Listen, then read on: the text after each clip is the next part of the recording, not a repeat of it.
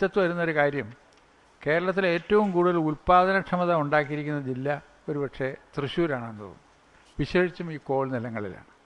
അപ്പോൾ നിങ്ങൾ 4 ടൺ കിട്ടിയിരുന്ന സ്ഥലത്ത് ഉൽപ്പാദനക്ഷമത 6 ടണ്ണാക്കി വർദ്ധിപ്പിച്ചു. എത്ര ഹെക്ടറിലാണ് അത് നേടിയിരിക്കുന്നത്?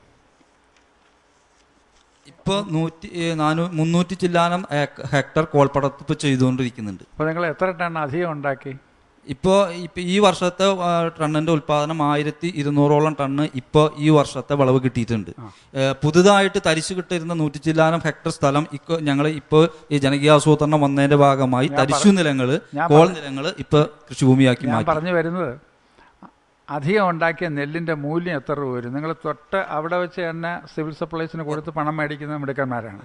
അപ്പോൾ എത്ര കോടി രൂപയുടെ നെല്ല് നിങ്ങൾ അധികം? ഇപ്പോൾ ഒരു ഹെക്ടറിന് 72,000 രൂപ വരെ ഇപ്പോൾ വില ലഭിക്കുന്നുണ്ട്. അതിൽ 32,000 രൂപയാണ് ഇപ്പോൾ അവർക്ക് കർഷകർക്ക് ചെലവ് വരുന്നുള്ളൂ.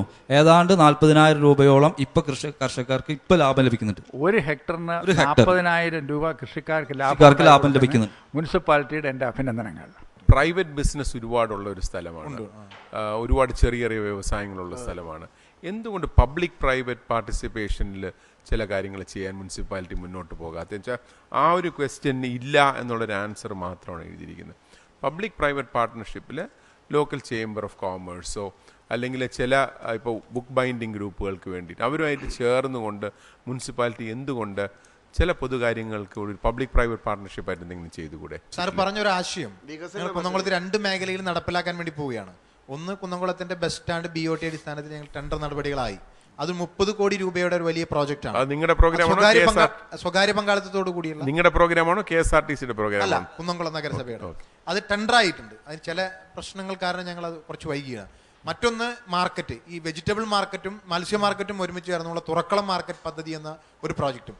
ഇത് രണ്ടും സർക്കാർ നിർദ്ദേശം അനുസരിച്ചുകൊണ്ട് ICIC കിൻഫ്ര എന്ന ഗവൺമെന്റ് ഏജൻസി ഇതിന് രണ്ടാവശ്യമായി പ്രോജക്റ്റ് ഉണ്ടാക്കി തരികയും ബസ് സ്റ്റാൻഡിന്റെ ടെൻഡർ നടപടികളിലേക്ക് കിടക്കുകയും മറ്റത് പ്രോജക്റ്റ് തയ്യാറാക്കുകയും ചെയ്തിട്ടുണ്ട്. ഇത് രണ്ടും സ്വകാര്യ പങ്കാളിത്തത്തോട് നടത്തുകയും ഇതിലൊക്കെ തന്നെ മാലിന്യ നിർമ്മാർജ്ജനം അടക്കുമ്പോൾ തന്നെ അവിടെ തന്നെ സംസ്കരിക്കുന്ന സംവിധാനം ഈ പദ്ധതികളിലുണ്ട്.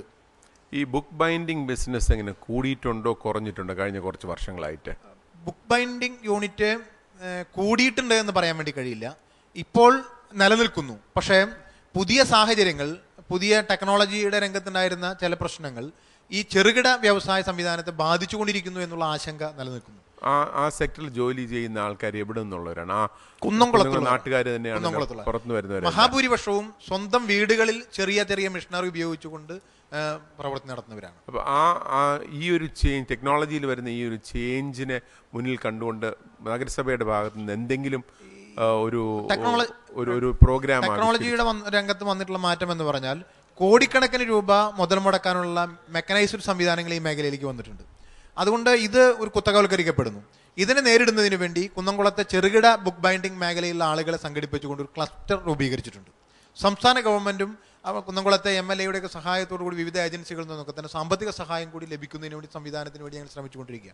അങ്ങനെ ലഭിച്ചു കഴിഞ്ഞാൽ ഇവരുടെ ഒരു ഗ്രൂപ്പ് സംവിധാനങ്ങളോടുകൂടി ഈ വ്യവസായത്തെ, ചെറുകിട സംവിധാനങ്ങളെ പിടിച്ചു നിർത്തുന്നതിന് വേണ്ടിയുള്ള ശ്രമങ്ങൾ ഇപ്പോൾ നടത്തിക്കൊണ്ട് അതിനുവേണ്ടിയുള്ള ക്ലസ്റ്റർ രൂപീകരിച്ചു കഴിഞ്ഞിട്ടുണ്ട്. ഇപ്പോൾ ജാഗ്രതാ സമിതി ഉണ്ടോ അവിടെ?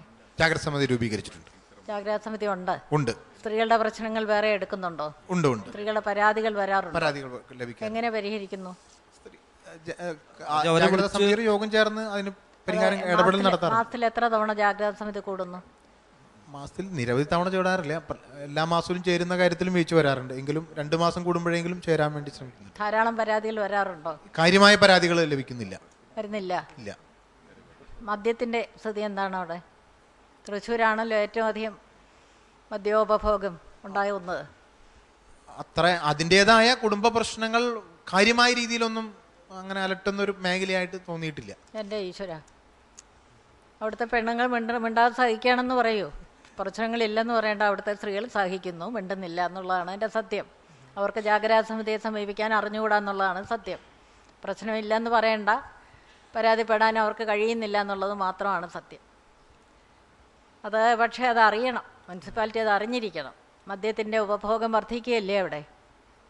എല്ലാ സ്ഥലത്തും ഉള്ളതുപോലെ അവിടെയും മദ്യോപഭോഗം വർദ്ധിച്ചുകൊണ്ടിരിക്കുകയാണോ എന്ന് കണക്ക് നോക്കിയിട്ടുണ്ടോ? കൂടുതലാണ്. വർദ്ധിച്ചുകൊണ്ടിരിക്കുകയല്ലേ പ്രതിവർഷം. നെൽകൃഷി വർദ്ധിക്കുന്നു എന്ന് പറഞ്ഞ പോലെ മദ്യവും വർദ്ധിച്ചുകൊണ്ടിരിക്കുകയാണല്ലോ. നന്നായി. അപ്പൊ നമുക്ക് മാർക്സിലേക്ക് കിടക്കാം. കണ്ണമാഷെ, എൻ്റെ മാർക്ക് 15-ൽ 12, 15-ൽ 11, 10-ൽ 7, 10-ൽ 7, 10-ൽ 7.5. കുന്നംകുളത്തിന് 60-ൽ 44 മാർക്സാണ് ലഭിച്ചിരിക്കുന്നത്. കുന്നംകുളത്തിന്റെ പ്രവർത്തനങ്ങളൊക്കെ നിങ്ങൾക്ക് ഇഷ്ടപ്പെട്ടെങ്കിൽ തീർച്ചയായും ഇവർക്ക് SMS അയക്കുക. SMS അയക്കേണ്ട format GKE space KKLM space 10-ൽ നിങ്ങൾ നൽകുന്ന മാർക്സ് 537252 എന്ന നമ്പറിലേക്ക് അയക്കുക. നഗരത്തിന്റെ ഭൂപടത്തിൽ കുളങ്ങൾ എവിടെയായിരിക്കും?